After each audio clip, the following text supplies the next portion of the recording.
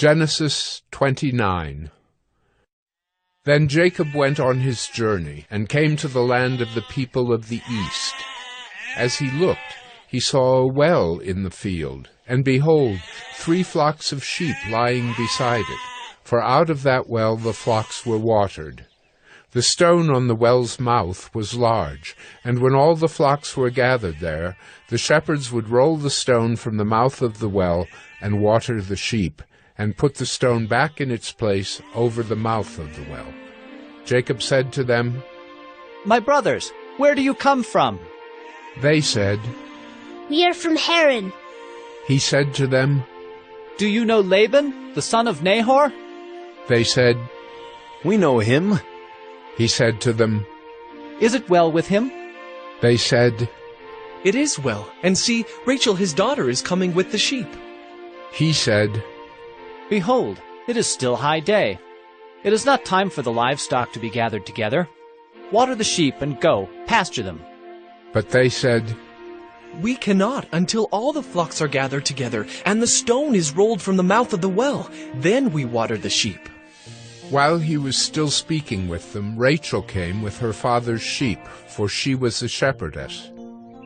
Now as soon as Jacob saw Rachel, the daughter of Laban, his mother's brother, and the sheep of Laban, his mother's brother, Jacob came near and rolled the stone from the well's mouth and watered the flock of Laban, his mother's brother.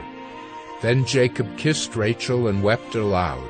And Jacob told Rachel that he was her father's kinsman, and that he was Rebekah's son, and she ran and told her father. As soon as Laban heard the news about Jacob, his sister's son, he ran to meet him and embraced him and kissed him and brought him to his house. Jacob told Laban all these things, and Laban said to him, "Surely you are my bone and my flesh." And he stayed with him a month.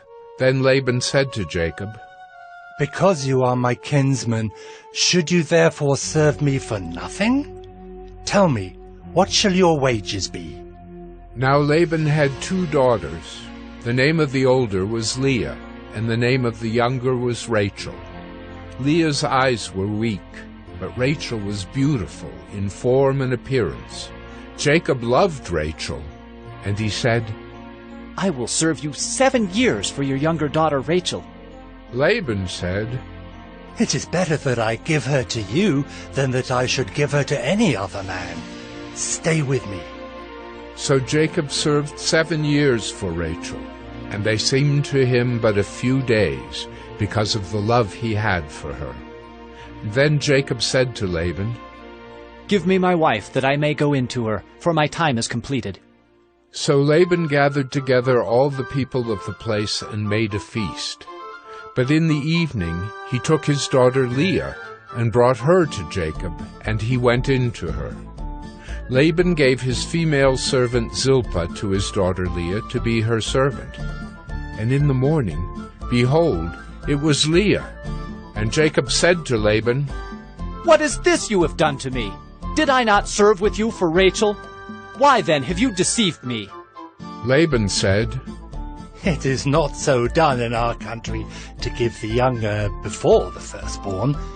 Complete the week of this one, and we will give you the other also in return for serving me another 7 years." Jacob did so, and completed her week. Then Laban gave him his daughter Rachel to be his wife.